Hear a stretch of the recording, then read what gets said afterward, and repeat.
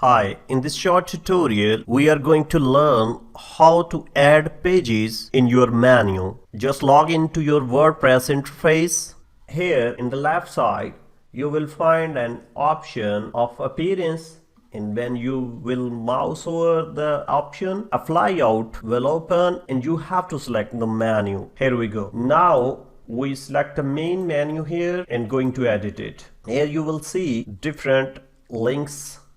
And if you want to put some page into this category, into this menu, you will have to select a page. For example, here is the e-learning and you want to add it into menu. Just click this add to menu. You can see here at the bottom, e-learning is in menu now. If you want to change its position to parent or to child, you have to drag it to the left. If you want to make it parent, just drag it to the left. If you want to make it the child, just drag it to the right. Job done.